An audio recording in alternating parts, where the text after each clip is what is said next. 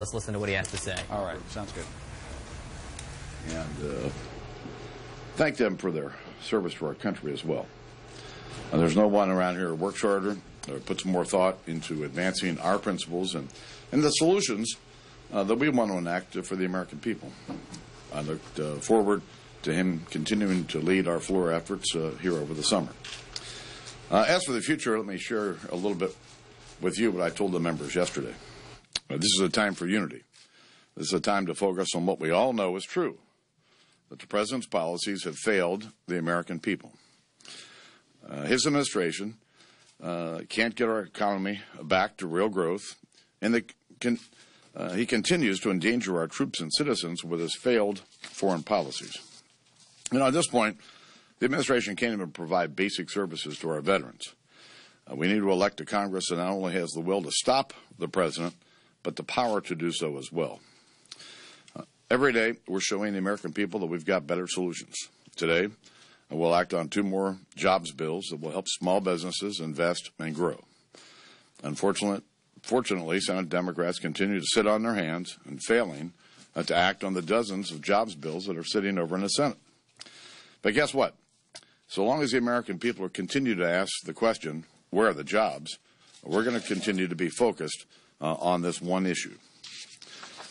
I said on Tuesday that the transfer of 5 hardened terrorists has made Americans less safe. And I mean that, and I'll stand by it.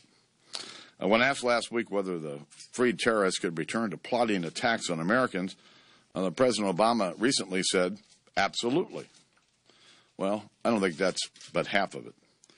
This exchange has encouraged our enemies and increased the risk to our military and civilian personnel serving around the globe. Those who would argue the opposite, I think, are incredibly naive. One of our citizens' greatest protections was knowing that the United States does not negotiate with terrorists. And that issue now, that principle has been compromised. America is willing to make deals with terrorists. That's the new Obama doctrine. Back in January, I urged the President to get engaged with what's going on in Iraq. And this week we've seen big cities in Iraq overrun with terrorists. And the Obama administration's failure to reach a status of forces agreement continues to have serious consequences for Iraq and American interest in the region.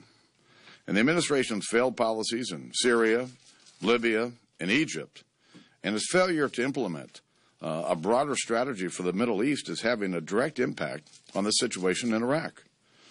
The United States has and will continue to have vital national interest in Iraq.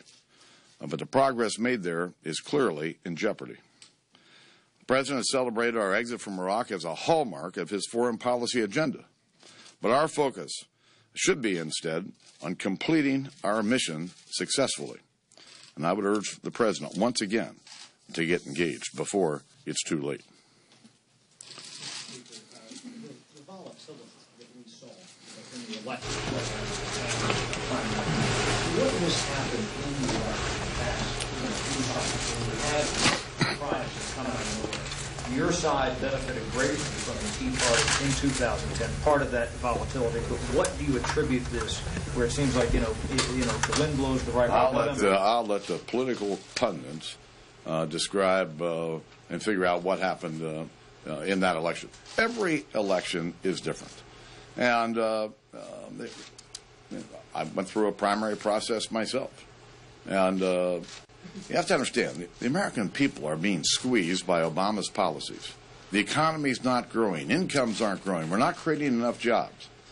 And 2/3 of America, they see no increase in their wages, but their food prices are going up, their gas prices are going up, and their health insurance costs are going up.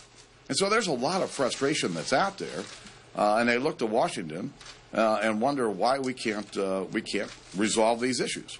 They're hard to resolve when you got a president who won't engage. Is there anything you did in your primary that you have not done in the previous? I mean, obviously, you had a 3-way, at one point a 4-way primary. Were there certain things that you felt you had to do?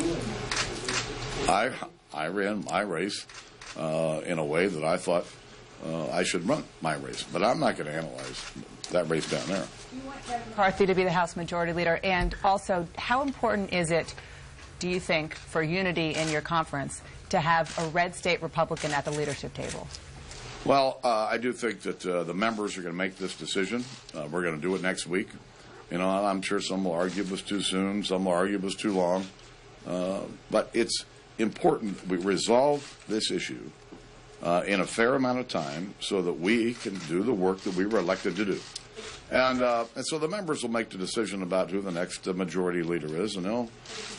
For you, I mean, you talked about how important it was to have Eric Cantor at your side. Do you want Kevin McCarthy at your side? So I've worked with all 434 other members of Congress before. I can work with whoever gets elected. Speaker Boehner, the issue at hand in Mr. Cantor's race was that of immigration.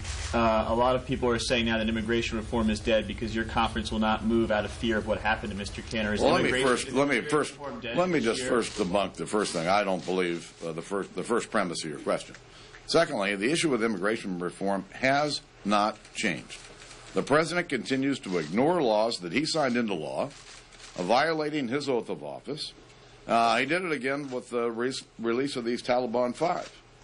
And I remind the President again yesterday that every time he does this, it makes it harder to gain the trust of our members to do the big things that need to be done around here. Are you worried about immigration as an issue in 2016 then, if it's not going to happen this year?